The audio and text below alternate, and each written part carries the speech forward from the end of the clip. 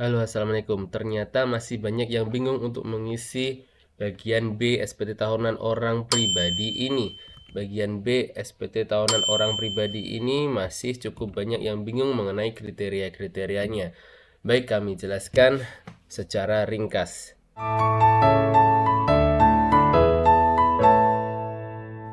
Yang 1A ini, ya, B1A ini, intinya adalah di sini.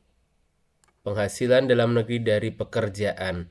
Yang dimaksud di sini adalah penghasilan Anda berupa gaji, tunjangan, dan sebagainya dari pemberi kerja.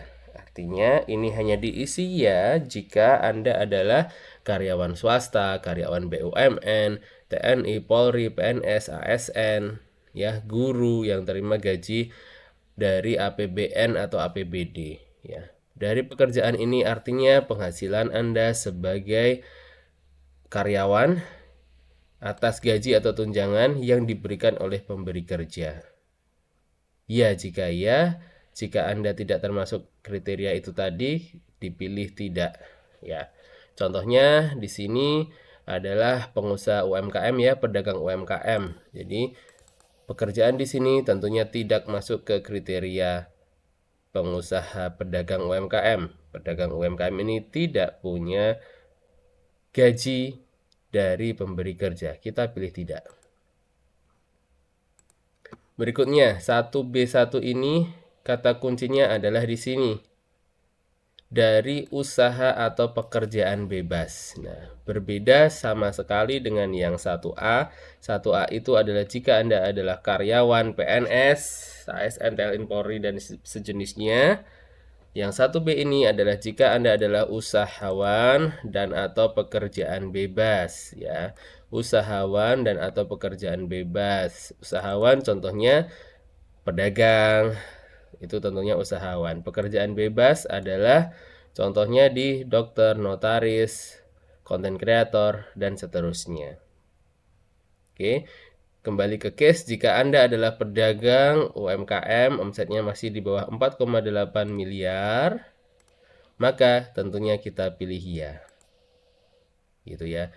Sama, jika Anda adalah dokter, konten kreator, tentunya kita pilih ya. 1B ini muncul jika kita pilih A. Jika kita kembali pilih tidak, maka hilang lagi 1B2, ya. Jadi mengikuti dari isian di 1B1. Inilah kerennya Cortex, canggihnya Cortex, akan memudahkan kita dalam mengisi. Isian di awal akan menentukan isian-isian berikut. 1B1, apakah Anda termasuk orang pribadi yang memiliki peredaran bruto tertentu? Nah, 1B2 ini kata kuncinya ini, peredaran bruto tertentu. Peredaran bruto tertentu ini adalah PPh UMKM setengah persen, PPh final setengah persen dari omset.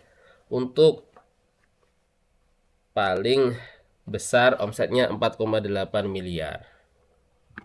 Gitu ya. Karena di sini adalah Anda pedagang UMKM, maka dipilih ya. Jika tidak, maka pilih tidak. Jika Anda peredaran bruto tertentu adalah isiannya di sini. Sekali lagi ya, jika Anda adalah UMKM, PPh final setengah persen, isiannya adalah di sini, 1B2 ini.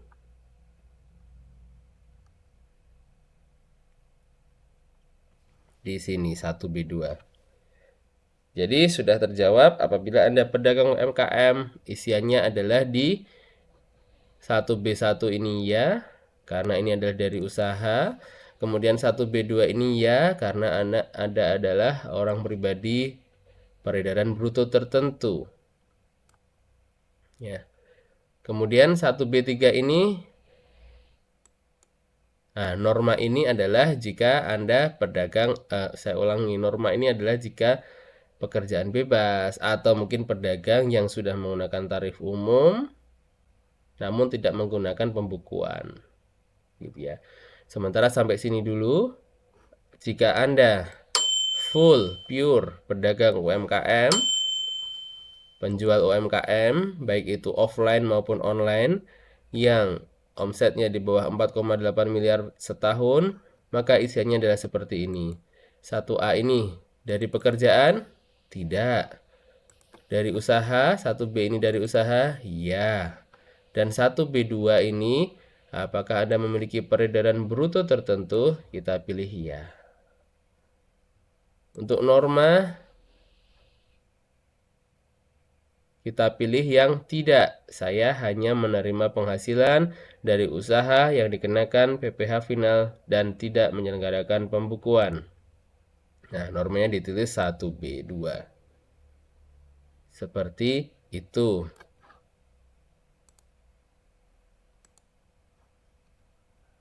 Lalu bagaimana mengisi isian per bulannya? Ada di video lengkap yang linknya ada kami taruh di deskripsi di bagian bawah. Sekali lagi kesimpulan untuk Anda pengusaha UMKM isiannya adalah seperti ini. 1A ini apakah terima dari pekerjaan? Tidak, karena yang dimaksud pekerjaan di pajak ini adalah gaji sebagai karyawan. Terima gaji dari pemberi kerja. 1B1, apakah Anda terima dari usaha? Ya, karena dagang UMKM termasuk ke sini. 1B2, kata kuncinya adalah ini, memiliki peredaran bruto tertentu. Kata kuncinya adalah ini. Dan 1B3, untuk WP UMKM yang kena pajak 0,5%, apakah menggunakan norma? Kita pilih tidak, karena hanya menerima penghasilan dari usaha yang dikenakan PPh final dan tidak menyelenggarakan pembukuan. Seperti itu untuk isian di induknya. Untuk versi lengkap ada di video di deskripsi di bawah. Sekian, semoga bermanfaat. Salam sehat, salam sukses selalu dari tipspajak.com dan Tips Pajak Media. Wassalamualaikum warahmatullahi wabarakatuh.